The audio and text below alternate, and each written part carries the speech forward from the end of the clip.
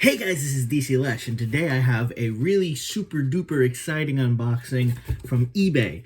So what's inside this box is a cube that I've always really wanted to add to my collection ever since I was like in middle school.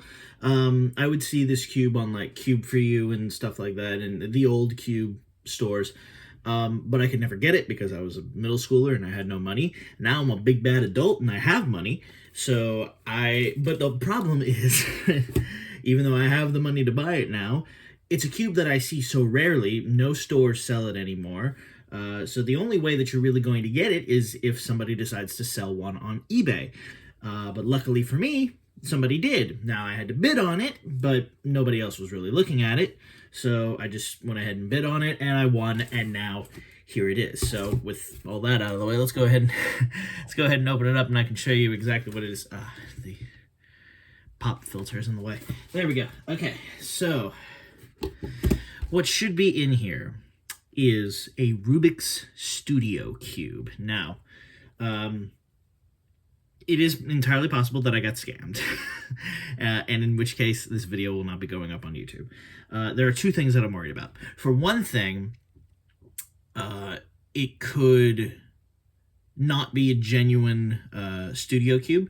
What the Rubik's Studio Cube essentially is back in like 2004 or something. The Rubik's company, I think in Hungary or whatever, they basically decided, hey, we're gonna make a copy of the original Rubik's Cube with its original core mechanism, which, as I've shown in other videos, is different from the later core mechanism that they would use in like the early 2000s. This one had the flat centers as opposed to the curved ones, which the early 2000s cubes had. So they were like, we're going to make that cube, but we're going to give it adjustable centers, which was, back at that time, that was a big deal, because that was just the DIY cubes were kind of all the rage back in those days. So it has all the feel of the original Rubik's Cube, which apparently some people like that feel, but with all the options of a more modern in early 2000s lingo DIY. So it could potentially, what's in here could potentially not actually be that cube. The way that I would be able to tell is if, one, it has the original Rubik's Cube core mechanism, and two, if it actually is adjustable. So we'll have to take a look at that. Also, another thing that I kind of have an irrational fear of, none of the pictures in the previews on eBay showed the red side. So that made me somewhat worried. I was like, does it not have a red side? Is something wrong with the red side? What's going on? But I think that's more of an irrational fear. I think even if it doesn't have a red side, but it is a genuine Studio Cube, I'll still show it. So anyways, enough yapping about random stuff that probably doesn't matter. Let's go ahead and dig into this thing and see if we got my heart's desire. I have to try to open it from this side without showing any of the stuff that's up here because it's got my address on it. Let's see. Put that over. Don't show that. Don't show that. How's this thing supposed to open? I think I'm supposed to just cut straight in the middle here. Excuse me. Come on. There.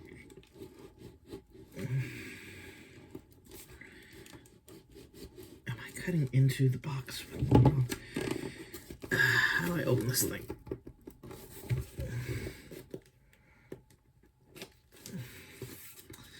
I genuinely don't know how this thing is supposed to open.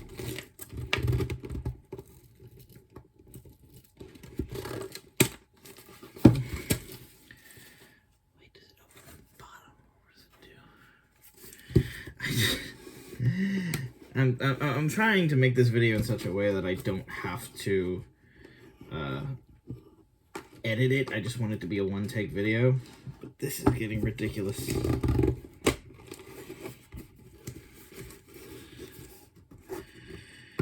Maybe I should just try to be peeling this tape off.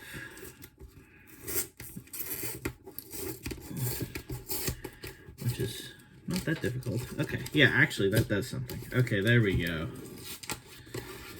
There we go, that did something. Alright, so there we go. This is probably some sort of invoice. Let's see exactly what that is. And here it is. Let's go ahead and get rid of this thing. Alright. Oh, that's an interesting smell. So, I got this from some dude out in Ohio. So yeah. Here is the box for the Rubik's Studio Cube. As you can see, it has the original Rubik's logo on it. Let's see, part of it is in what I'm guessing is Hungarian. Yeah, it says Budapest right here. So this side is in Hungarian. This side is in English. It says, Rubik's Cube is a unique three-dimensional logic puzzle which develops both children's and adults' memory and logical thinking. The 26 colored small cubes offer, and then it gives the 43 quintillion number, different combinations. You must watch how the squares change their positions as you rotate the different sides. If you can establish a pattern, then you are well on the way to be able to solve the... I think I can solve this cube. You know, I don't think that I have this massive collection of cubes for nothing. I think I've figured it out at this point. So if you can get one side in 10 to 15 minutes, then you're making good progress. Well, hey, I can do the whole thing in about 9 seconds, so I think I've made good progress. So yeah, there's all this stuff. There's this thing on the back that says Rubik's Creation. This is cool. So yeah, let's go ahead and open this up and see if it has a red side. There we go. Immediately I see the red side. It's good. Yeah, we're fine. All right, here it is, the Rubik's Studio Cube. And unlike my original Rubik's Cube, this has the Japanese color scheme. This has the regular American color scheme, which is really nice. Also, one thing that I immediately notice is, so this is made in the style of an original Rubik's Cube, which means it has the original Rubik's Cube stickers on it, the vinyl stickers that they used before they went to the paper stickers that had the film over the top. One thing that I was always curious about my original Rubik's Cube is that I noticed that the orange side appears to be made out of a different material than the rest of the stickers. And I think I've been confirmed in that because the orange side on this cube appears to be made out of the same material as the rest of the stickers. So I think whoever I bought this from just replaced the orange side with a different material of sticker for whatever reason. So there's that. Well, this is actually, this is just cool to hold. I don't know why. The stickers do have a little bit of bubbling on them. There are some air bubbles that you can kind of, well, you can't really make it out. There you are. You can kind of see it on the white side, and on the others, but I saw that in the previews, and I was okay with that. So let's go ahead and do first turns of this cube and see what it's like. Ooh, that's not good. Oh man, she tough. Ooh, you can't finger trick that. Man. This thing could use some silicone spray. But it does have the bumpy feel of the original Rubik's Cube, so I'm assuming that it actually does have inside here the square centers. So let's go ahead and open it up and see if that's the case. Use the same knife, I guess. I don't know. Or I might want to get another one. Because I'm not going to be able to take this thing out with my finger. Or can I? Can I do it? No, I cannot do it. Oh, but I was close. I was very close. Do I have anything else? I can use this. that under there and see if I can just, there we go. Take that off. And it does indeed have the flat centers. So that already bodes very well. Does it have the adjustable centers? How would I even go about taking these off? They feel like they're very tight on there. I don't know. But I assume it's not an original 1980s cube because the core is different. So let me go ahead and take this off. Put that over there. So the core is actually different. On the Studio Cube, it's kind of translucent, but not really. On the original Rubik's Cube, it is fully translucent. Or transparent, or whatever. So yeah, this is definitely not the same thing as the original Rubik's Cube, which leads me to think like, yeah, this is just a Studio Cube, and it came with the box. So I think I'm pretty confident in being able to say that, yeah, this is an original Studio Cube, which is really awesome. This is a cube that I've always kind of wanted, and I really, really, really want to see if I can't pop those centers off.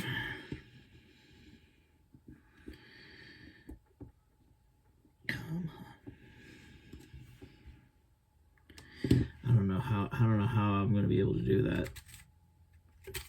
All the centers appear to be like they're really firm on there, except for this green side. Maybe I could pop the green side off. Let's see if I can do it. Come on. If I turn this side a little bit, get better access to the corner of that center. This is really not cooperating. Oh, come on. I may need something else because this is essentially just like a cheese cutting knife, which not a great knife. But yeah, I may need something else in order to actually do it. But I think at this point I've all but confirmed this is it. This is a Studio Cube right here, which is just really awesome. It's really cool to have one of these. I'm gonna pop that one back in. Oh no. Oh no, it's difficult to move. Get back into spot. Come on. Maybe I should do it like that. Do it like that, and then I can just. God. There we go. Okay. So there we go. The Rubik's Studio Cube.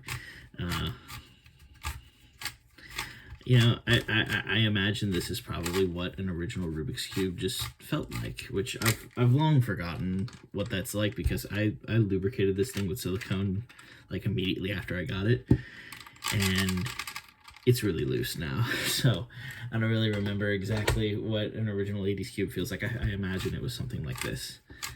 Tight, not really meant to be a speed cube, but more or less just a puzzle that you can play with and probably, hopefully solve if you're smart enough. But I am smart enough, so I'm going to go ahead and try to solve this thing.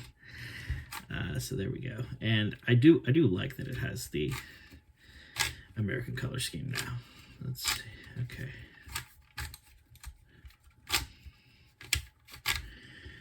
Okay. I'll try to do this as quickly as possible, so I'll just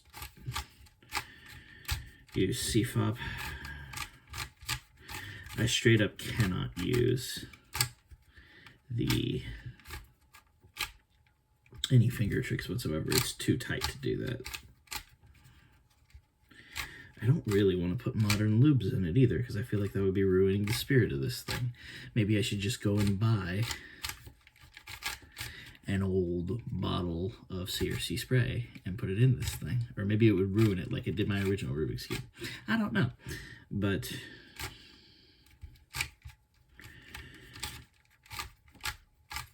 let's see, come on. Just a simple wiper. Oh gosh, it locks up. There we go. Rubik's Studio. There it is. This is just a really cool thing to add to my collection. I'm going to keep this box because the box was like an integral part of... I don't know. I saw a Lance Blue Knight video forever ago where he was like, this is a studio cube if you don't believe me, and then he grabbed the box. So apparently you need the box as some sort of authentication or whatever, that it's a genuine studio cube. Cool, I guess. I don't know. I don't know how this box goes back together. I might have screwed myself over here. How do you put the what? Maybe it goes. Well, something's got to cover this part.